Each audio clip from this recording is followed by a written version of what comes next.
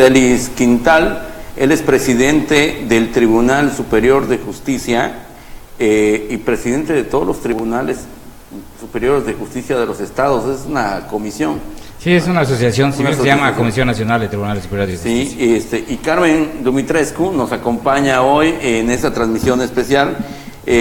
Hoy pues invitamos al doctor en Derecho Marcos Celis para que nos acompañe y nos explique una noticia que surgió precisamente hace unos días. Resulta que el Poder Judicial de Yucatán es el mejor calificado del país por su desempeño, de acuerdo con la encuesta nacional 2017 del Gabinete de Comunicación Estratégica. ¿Cómo lo hicieron para ganar el primer lugar? Bueno, pues trabajar mucho todos los días y bueno, cuidar cada uno de los procesos, que bueno, finalmente sabemos que hay procesos que se complican. Ajá. Y más que puedo decir que por el propio sistema o por las partes, se complica porque pues las reglas también para cuidar los derechos de las partes, de cada uno de los que intervienen en un juicio, cada vez se han vuelto más exigentes y bueno, pues hay que cuidar los derechos de todos. Si eso pudiera complicar de alguna manera los procesos, pero en general lo que buscamos es que la justicia sea funcional, que sea cada vez más simple, más directa. Y eso es en lo que estamos empeñados y bueno, pues ese trabajo también lo percibe la ciudadanía y pues qué bueno, ¿no? En realidad este tema de la encuesta o de este estudio que se ha hecho, pues realmente nosotros ni estábamos enterados del estudio. Es un estudio que se hace a nivel nacional en todos los estados y que mide preponderantemente a los poderes ejecutivos. Okay. Y dentro de esta batería de preguntas incluyen algunas preguntas relacionadas con la justicia y el poder judicial. Y bueno, la percepción de la ciudadanía es mayoritariamente favorable hacia el poder judicial. Estaba viendo que tuvo el 57.4 de calificación positiva, Carmen. Sí, lo cual es un resultado, pues es decir, es un desempeño muy bueno. Pues antes que nada, buenas noches y pues le doy la bienvenida a nuestro invitado. Muchas gracias por aceptar nuestra invitación. Gracias, Carmen, Manuel.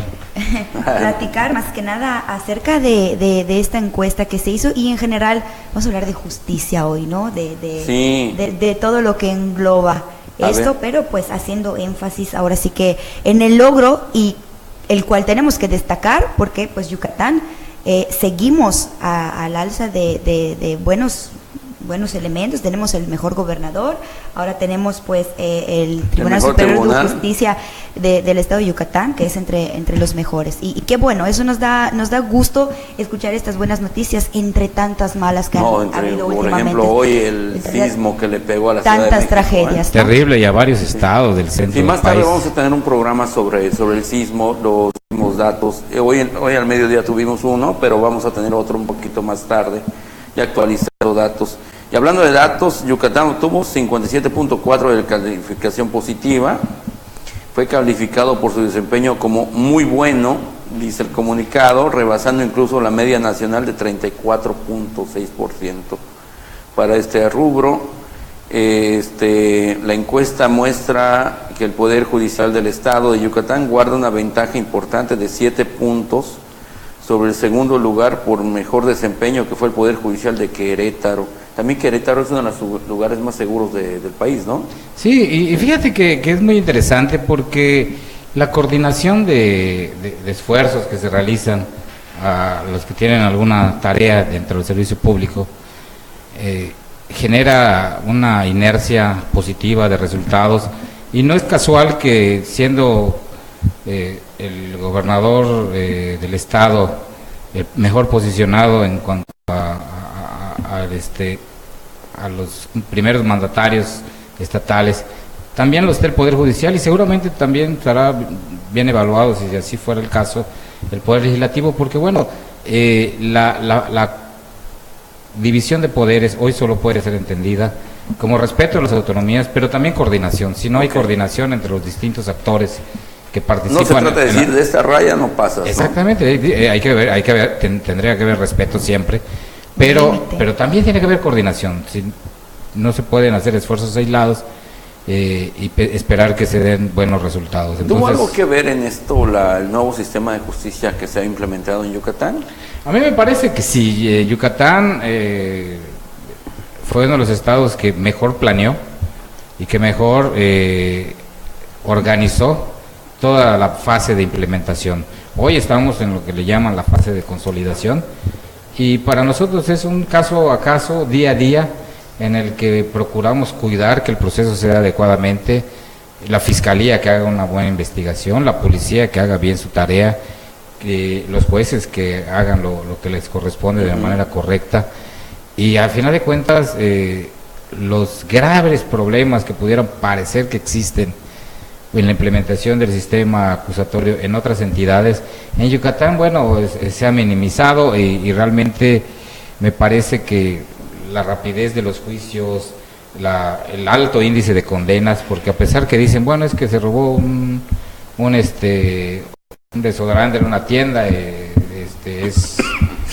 tiene que estar toda su vida en la cárcel, sí, claro. Y los jueces dicen, bueno, no, espérate, primero vamos a juzgarlo y luego vemos si merece cárcel o no. Claro. Entonces, ese tipo de, que a lo mejor críticas que se pudieran hacer al sistema hoy, nos permiten que los delitos realmente de impacto a la sociedad, hoy tenemos un más de 80% de condenas. Okay. Quiere decir que lo que llega a juicio, de manera muy probable haya una condena, una sentencia condenatoria, y se haya culpable a quien lo hace, pero eso no es casual y no es porque los jueces digan, si ya me lo trajeron entonces lo condeno. No, hay que hacer un trabajo previo de labor policial, un trabajo de investigación y un trabajo de recopilar pruebas y de acusar adecuadamente, es decir, de hacer un buen desempeño en el juicio por parte de la Fiscalía, por supuesto un gran desempeño también de los defensores.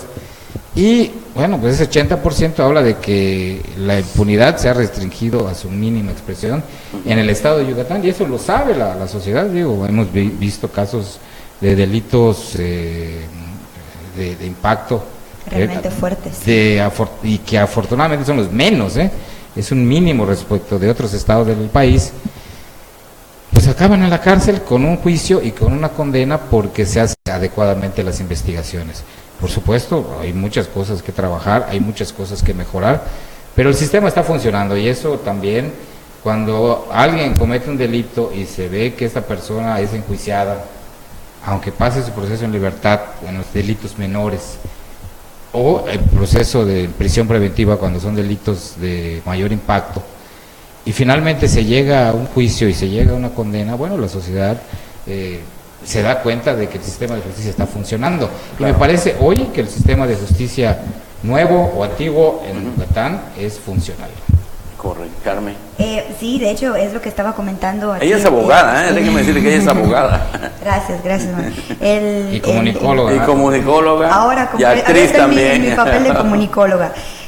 Por cierto, es lo que estaba comentando aquí el magistrado presidente, es un trabajo en conjunto del Poder Ejecutivo a través de la Fiscalía, de los fiscales investigadores, valga la redundancia, junto con el Poder Judicial, quien aquí el doctor, en hecho, está representando, y estamos hablando pues de los juzgados, de los jueces, de las audiencias.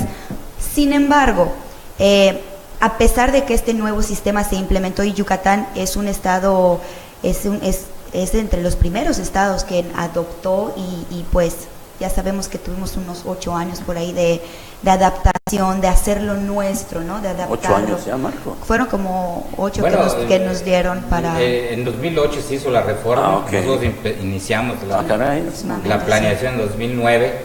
Sí. Empezamos los primeros pasos en 2011. O sea, no perdimos el tiempo aquí, empezamos porque empezamos. Okay.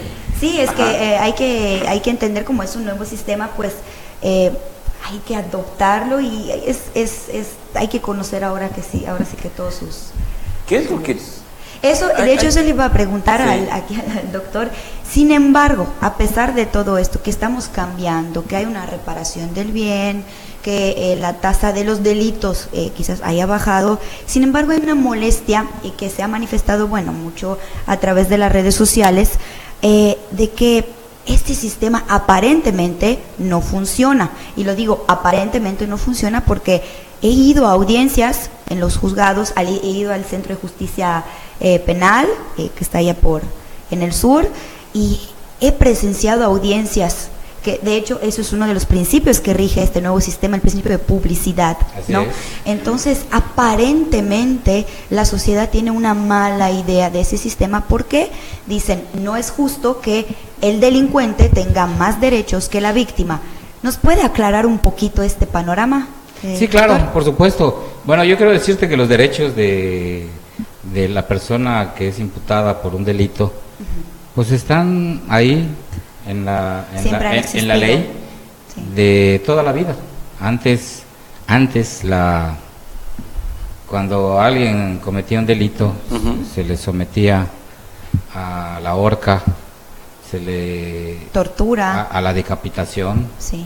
Sí, y a veces ni siquiera se sabía con certeza si era culpable o inocente, ¿eh? Y bueno, pues había la decapitación, la tortura, el desmembramiento.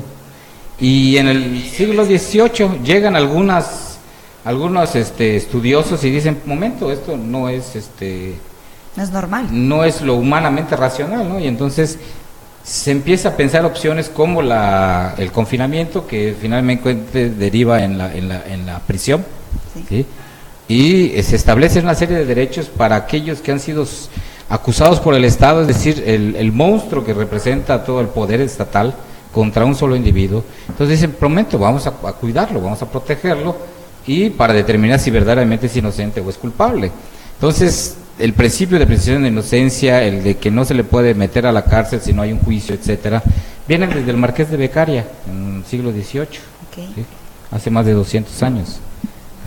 Y podemos decir que de ahí en parte se inspiró el nuevo sistema. El nuevo sistema, que ya en lugar de la pena de muerte ahora es cárcel, ¿no? Es prisión, sí, privación de la libertad.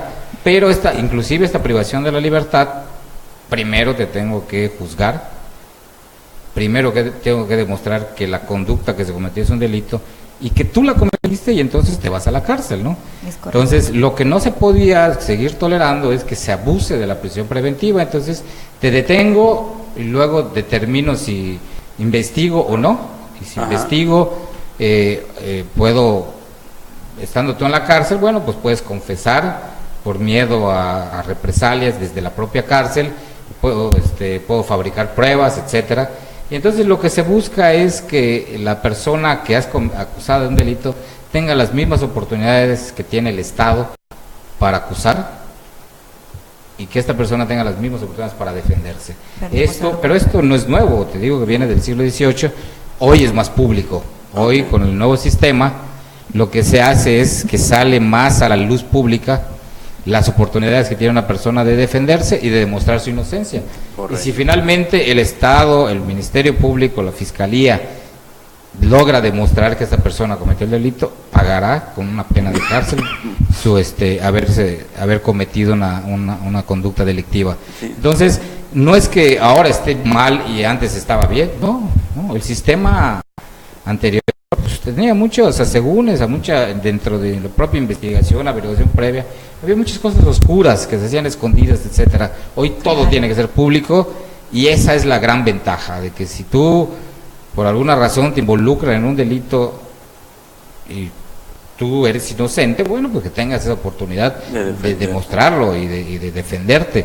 Entonces, es la igualdad de la ley entre todos los ciudadanos.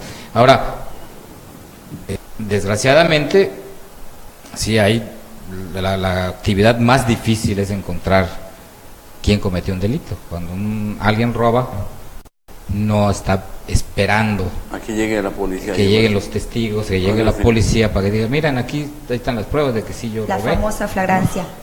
Entonces, lo que pasa es que cuando alguien comete un delito busca hacerlo escondidas, que nadie se dé cuenta, y a veces ocultar pruebas, ¿no? Entonces es una de las labores más difíciles, la investigación de los delitos. Sí, sobre todo porque este sistema se rige mucho por atrapar al delincuente en flagrancia, porque si no, muchos tienen la idea de que, pues como no me vieron que cometí dicho delito, pues no pasa nada, no fue en flagrancia. Exactamente, bueno, pero para eso entonces ahora tenemos que recurrir más a la prueba científica, más a las pruebas técnicas, para poder mostrar la huella del zapato, el ADN por el cigarro que fumó el delincuente, las huellas dactilares. Bueno, hay una serie de posibilidades científicas hoy en las que, a través del análisis de la escena del crimen, se puede hallar a los culpables, pero eso que requiere que haya profesionales para la investigación que dominen todas estas técnicas y puedan hacer investigaciones muy adecuadas. Obviamente. Entonces, una inversión también implica. No, o sea,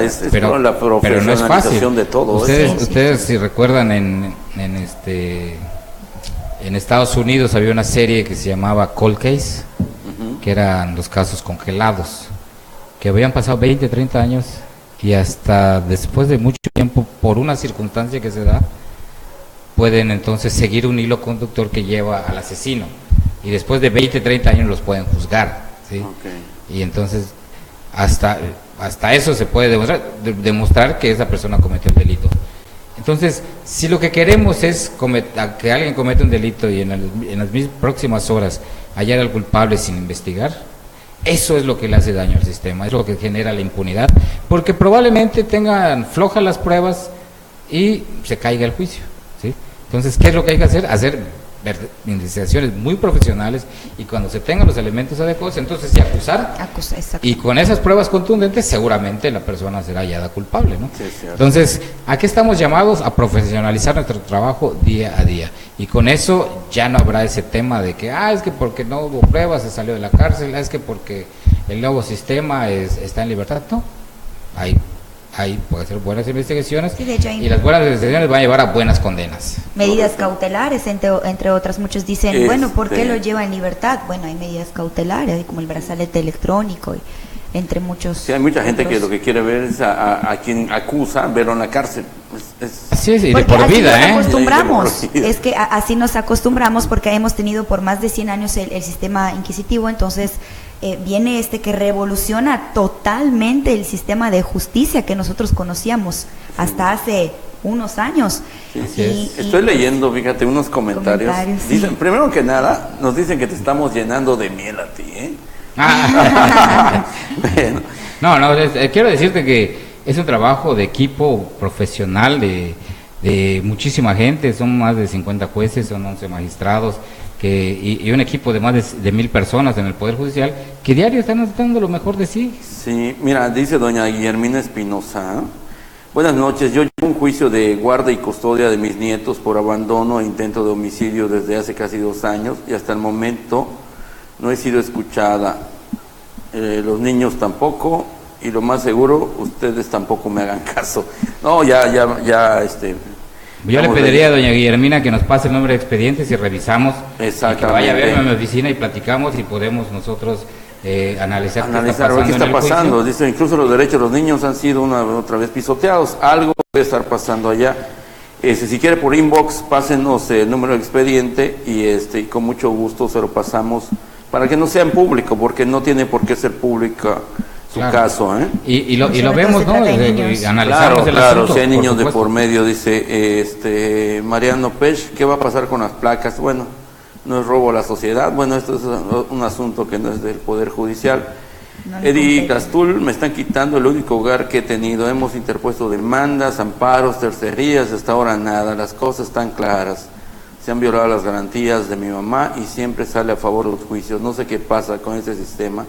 Estamos en completa desesperación, pero no dice de qué se trata. Probablemente sea un juicio civil, no un juicio penal, entonces habría que ver, probablemente se haya firmado algún pagaré, alguna cosa. Demanda mercantil. Alguna demanda mercantil, entonces habría que revisar de qué se trata el asunto. A ver, sí. Con mucho gusto yo recibo a las personas, doy de puertas abiertas y analizamos el asunto.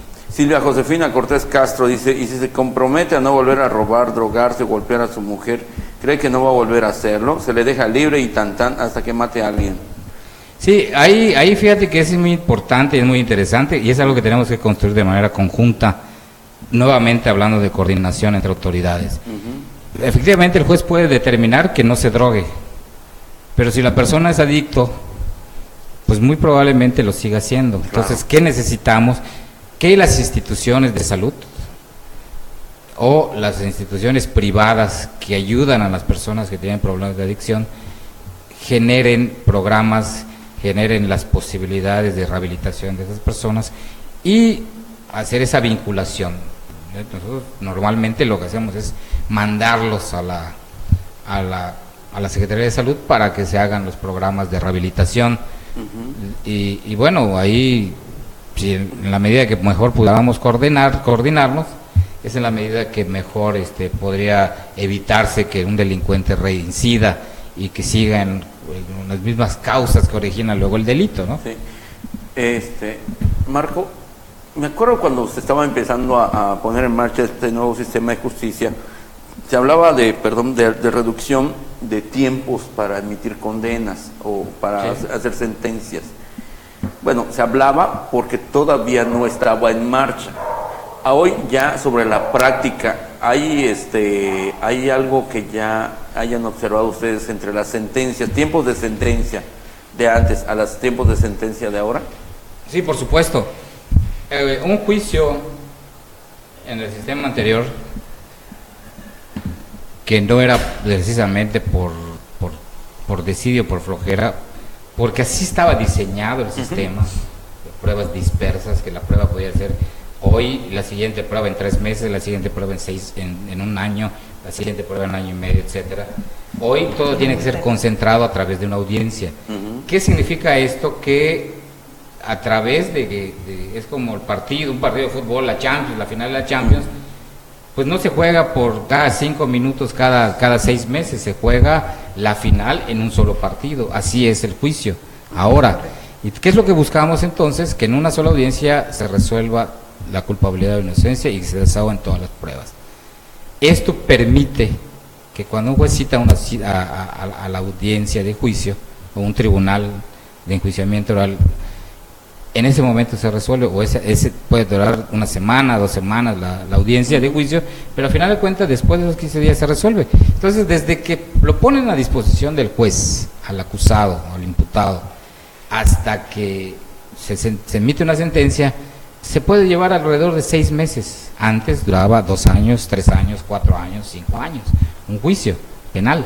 Hoy te puede durar 6 meses, uno muy, muy complicado, te puede durar 8 meses, 1 año, pero no los 2, 3, 4 años que duraba antes, ¿no? Okay. Entonces sí ha habido una mejoría palpable en los tiempos y eso ayuda a que una persona que está privada de su libertad, pues tenga lo más pronto posible una decisión judicial de si es inocente o culpable, ¿no? Ok, abogada. Sí, de hecho estoy con la Constitución en la mano, la tengo aquí en mi teléfono. Estaba yo recordando los artículos principales de la Constitución que precisamente hablan de esto, el artículo 21, en donde se encuentran los principios que rigen ese sistema acusatorio. De hecho, es lo que estaba platicando aquí el magistrado presidente, el principio de concentración, que es muy importante, es lo que decía, que es, bueno, hay diferentes fases, ¿no? Buena abogada, ¿eh? Sí, es abogada. Sí, al menos, por ejemplo, que es la de control de detención, de imputación, de vinculación a proceso y todo eso, que se busca que se den en una sola audiencia, ¿no? Que eso lo hace el juez de control, mayormente. O sea, es una audiencia de juicio y algunas audiencias preparatorias del juicio, ¿no? Como el control de detención, la vinculación a proceso, la imputación, medidas cautelares, que son audiencias preparatorias del juicio, que son tratando de que sean las menos posibles. ¿Sabes qué me gustó a mí mucho? La mediación. Es muy importante. Sí, porque a veces queremos ponernos de acuerdo, pero no existía una autoridad que nos evitara irnos a un juicio. Ahorita nos ponemos de acuerdo ella y yo sobre un accidente. Obviamente. Que yo le voy a pagar. Ajá. Entonces, vamos ante una autoridad que nos dice, bueno, ya se pusieron de acuerdo, tú haces esto y tú haces esto. ¿Es correcto? Sí, efectivamente. Y fíjate que se dan varias situaciones. Uno, cuando alguien no llega a arreglar sus problemas y decide irse a juicio, pues el juez va a tomar una decisión después del todo el proceso, después de todas las pruebas, desahogadas, etcétera, y va a determinar que una persona tiene la razón y la otra no. Es decir, alguien gana y alguien pierde. Pero puede ser que a veces hasta que el que gana no está de acuerdo con la decisión del juez porque no le gustó, no era lo que pretendía. Y puede ser que hasta los dos pierdan. Pero nunca hay un proceso en el que las dos partes ganen, ¿sí? Cuando menos alguien gana, alguien pierde. Al no menos hay un perdedor. O todos pierden. La mediación lo que permite es que no haya derrotados, que sea un proceso gana-gana, en el que, bueno, pues a lo mejor no tienes todo lo que querías, pero tampoco pierdes porque llegaste a un acuerdo. Y segundo, el juicio no resuelve el conflicto, porque entonces si yo te acusé de algo y logran condenarme, yo que perdí, que fui condenado, siempre voy a tener ese rencor y siempre voy a buscar la manera de perjudicarte, ¿sí? Okay. Entonces no hay la restauración de la relación, que a veces es una relación muy fuerte y afectiva antes del conflicto, sí, muy unida. Entonces la mediación lo que hace es restablecer las relaciones que se rompen con el conflicto. Entonces, eso es maravilloso, porque entonces ya no somos una sociedad que está peleando por todo, ¿no? Sí. Y esa es una cultura que hay que fomentar todos los ámbitos. Fíjate que recuerdo un caso de un señor que estaba en la penitenciaría, encerrado por un accidente que cometió él y que los daños eran por 200,000 pesos. El señor encerrado y el otro con su coche desbaratado. Así es. Es que me tiene que pagar. Pero ¿cómo te paga ese señor estando encerrado? Sí, no puede ni salir a vender su casa. Si no está trabajando, y si no está trabajando, no menos produce dinero, exactamente. Sí. Obviamente este sistema de mediación aplica y hay que mencionar muy bien para que luego no haya malos entendidos, porque luego empiezan a pelear en la red social. Oye, ¿pero por qué me llevaron a mediación? Aplica solo para los delitos que, me imagino, no se persiguen de oficio, que no son graves. Obviamente un homicidio doloso no lo vas a llevar a mediación, porque para empezar ahí no existe otorgar el perdón. Claro, y hay una consecuencia grave. Y es ahí cuando entra el malentendido. Dice, oye, ¿pero por qué? Porque yo quiero que lo lleven al juicio. No es así, o sea, no es un delito grave, como dice homicidio culposo. Ok, vamos a poner una cosa, la más común que se da hoy en nuestros días, desafortunadamente, los homicidios culposos a causa de los accidentes de tránsito. Sí. Muchos dicen, oigan, pero ¿por qué salió? Si solo pagó 200,000 pesos o 300,000 pesos, bueno, independientemente de la cantidad que le haya fijado el juez, que él consideró, consideró que es exactamente, es porque las partes se ponen de acuerdo, es porque la víctima o los familiares en este caso aceptan esa mediación, aceptan ese dinero. No es porque el sistema sea malo, al contrario. Y si es un homicidio culposo, o sea, está bien, estabas yendo en tu auto, no lo quisiste, no lo planeaste. Eso es lo que hay confusión, y mucho la sociedad como que empieza a explotar en las redes sociales. Dicen, el sistema.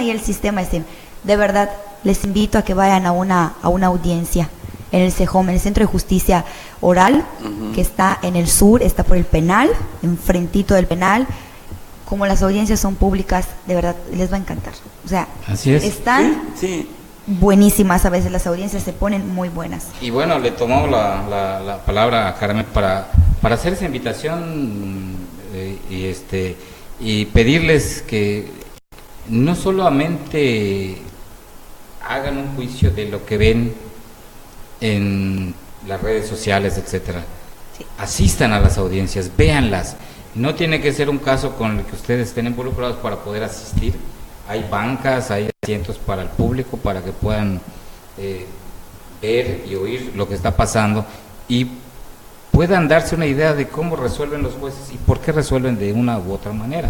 Y eso evidentemente nos va a ayudar muchísimo a entender qué pasa con el sistema penal, con la justicia en nuestro estado y en nuestro país. Sí, dice Mac Living, según un artículo en el diario, cuando uno de los padres sustrae a su hijo, el siguiente paso es la fuerza pública, es la detención de la persona si esto no cumple con la orden de entregar el niño. En realidad esto no llega a ocurrir. En realidad estas situaciones tardan demasiado en resolverse a costa del sufrimiento y la violación de los derechos de los niños, al menos en mi caso. Los procesos siguen siendo demasiado tardados, deberían ser mucho más ágiles, sobre todo cuando hay niños de por medio que sufren violencia. Sí, los juicios familiares se han vuelto muy complejos y estamos buscando mecanismos para agilizarlos. Pero además, finalmente, hay verdaderos problemas en los procesos familiares porque se explica por la naturaleza humana. Sí, claro. Cuando hubo amor, cuando hubo cariño, cuando una relación de por medio, cuando hubo afecto, y luego se rompe por una traición, por infidelidad, por malos entendidos, por problemas económicos, Es correcto. Ese afecto, ese amor se vuelve odio, sí. Se vuelve rencor y se vuelven deseos de venganza. Entonces, desgraciadamente, pues la forma de solucionar el conflicto es acudir a un juez y resolverlo con lo que las partes le aportan, ¿no? Claro. Con las pruebas que presenta cada una de las partes. Pero, a final de cuentas, el juez puede resolver 1000 cosas, pero si no se autoconvencen las partes de que tienen que acabar con sus problemas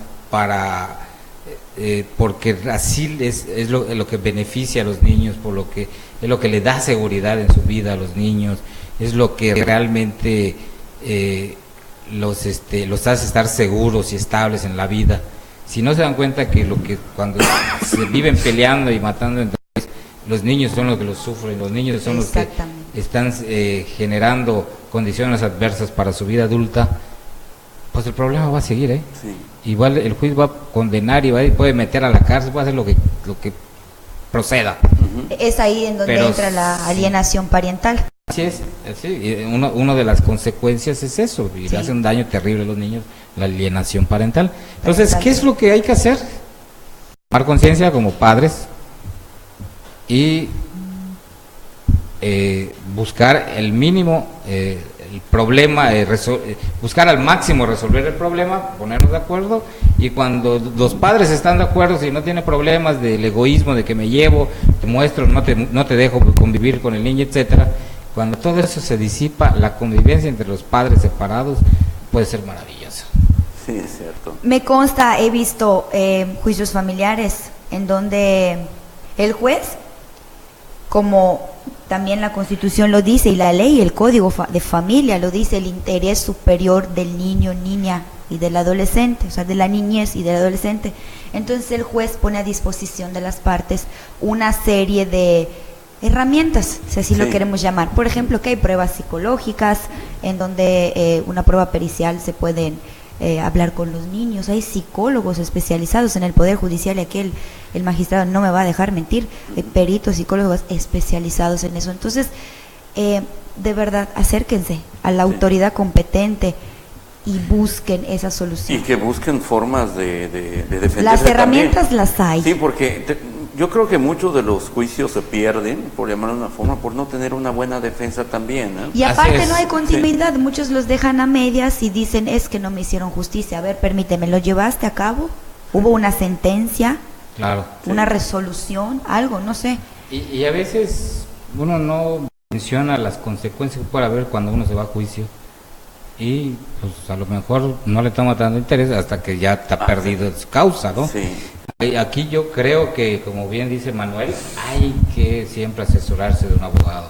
Es como cuando uno tiene un dolor muy fuerte en el estómago y dice, bueno, pues si voy con el médico me va a cobrar 500,000 pesos y me va a querer meter cuchillo y eso no lo permito, y entonces mejor me tomo una aspirina y se me pasa el dolor. ¿Te automedicas? Por supuesto. Si es un problema grave, pues las consecuencias van a ser graves, ¿no? Claro. Lo mismo pasa con tu libertad, con tu patrimonio, con los derechos de tu familia. Si las dejas pasar, si no te asesoras profesionalmente, pues pueden haber consecuencias negativas muy fuertes, ¿no? Entonces, la recomendación es siempre no dar un paso en cualquier aspecto de la vida que implique asesoría jurídica sin el consejo, el acompañamiento de un abogado de confianza. De hecho, en Reflejo Público, déjeme decirle que tenemos en la página de reflejopublico.com, tenemos una nota que ha sido muy visitada, que son la lista de todos los lugares, escuelas, instituciones de gobierno, incluso del ayuntamiento, que tienen abogados gratuitos. Okay. O sea, si tú no puedes pagar un abogado, pues hay instituciones como la UADI, la Modelo, la NAHUA. Pero ahí está la Consejería Jurídica del Gobierno del Estado. Jurídica que tiene también abogados de una defensoría pública. Sí. Que te pueden por lo menos asesorar.